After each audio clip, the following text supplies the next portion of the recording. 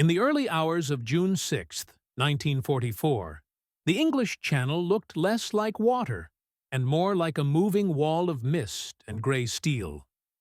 The sky was still pitch black, broken only by the distant flashes of naval gunfire pounding Normandy's cliffs.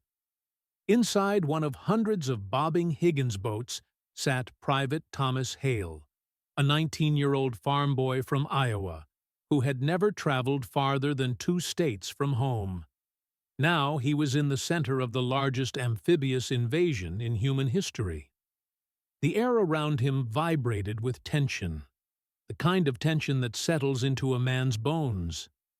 Hale would later say those quiet minutes before dawn were worse than anything that followed, because every soldier on that boat understood the terrible truth. The moment the ramp dropped, their odds of survival would be measured in seconds. The landing craft lurched violently as large waves slammed against its flat bottom, sending icy sprays of seawater across the men, huddled shoulder to shoulder. The engine's deep roar made normal conversation impossible, but even if it hadn't, no one had much to say. German artillery thundered in the distance, each blast echoing across the water like a drumbeat of doom. Some soldiers clenched rosaries. Others stared blankly at the steel ramp in front of them, as if trying to burn one last memory into their minds before everything changed. Hale watched one man, a veteran of North Africa, shaking uncontrollably as he whispered, "We're dead the moment that ramp goes down. We're already dead." No one argued. They all felt it. The lieutenant, his face smeared with salt and sweat, cupped his hands around his mouth and shouted, "30 seconds! Get ready! Gear up!" The words echoed through the cramped space like a warning bell. Helmets were tightened, rifles were checked, and fingers trembled as they adjusted chin straps. Hale swallowed hard, his throat dry as dust. He thought of the letter tucked inside his jacket pocket. A letter he had never found the courage to send to the girl back home. Around him, men exchanged silent, almost sacred looks. Not fear, not bravery, just the simple, unspoken understanding that in half a minute, some of them would be gone forever. As the boat approached Omaha Beach, the sound of machine gun fire grew louder and more distinct. It wasn't random, it wasn't sporadic.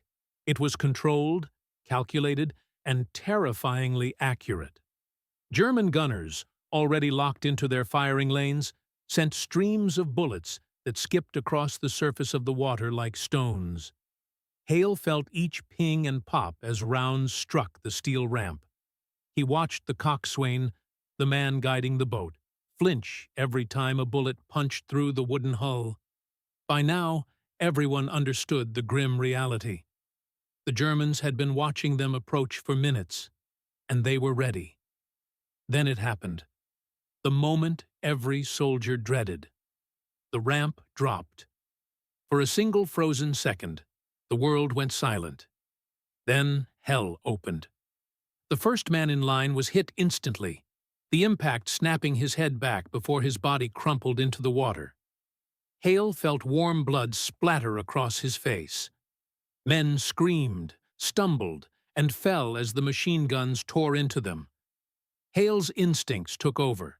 He leaped forward, not onto the ramp, that was suicide, but over the side.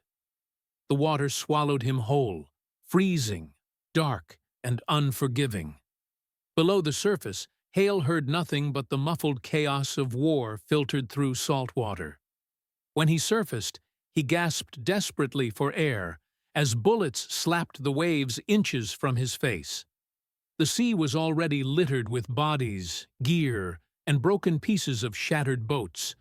Some men were shouting for help. Others drifted silently, their heavy equipment dragging them under. The cold was paralyzing, but the fear was worse. Hale forced himself to push forward, each movement sending shock waves of pain through his limbs. The water around him turned a horrific shade of red. The smell of diesel fuel mixed with burned metal and blood created a stench so overpowering, Hale almost vomited. Chunks of debris, helmets, wooden planks, pieces of uniforms, floated beside him. Overhead, tracer rounds drew bright white lines across the air, cutting down anyone who rose too high out of the water. Each second in the surf was a gamble with death. Hale ducked again, letting bullets pass over him, and prayed the sea would hide him long enough to reach the beach. Every few steps, his boots slammed against something underwater. At first, he thought it was bodies. Then he realized the truth. The Germans had filled the shallows with razor-sharp obstacles, steel rails, and wooden posts rigged with explosives meant to tear landing craft apart. Hale had to carefully weave between them while under constant fire. One misstep could blow him to pieces. He watched a soldier nearby place a hand on the wrong beam, and in an instant, a mine detonated, sending a column of water, steel, and human remains into the air.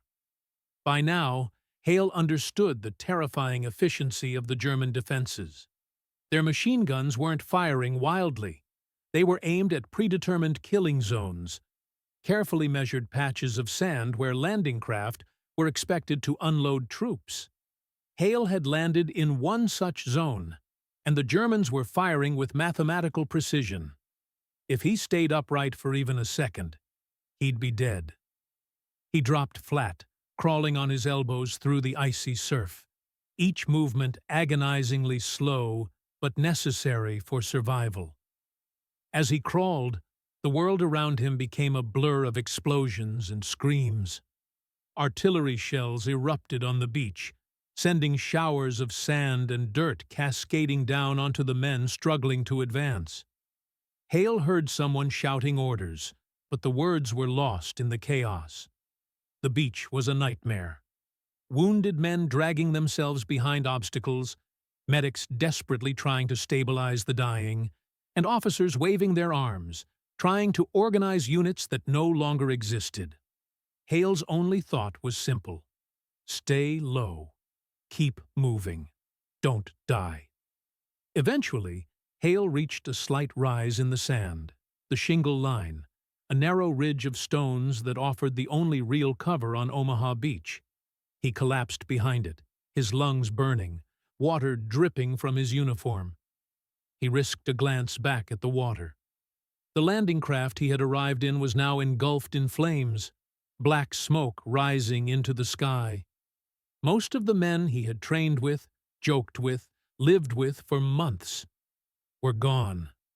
Hale realized, with a cold numbness, that he had survived the first 30 seconds of D-Day purely by chance. Even behind the shingle, there was little safety.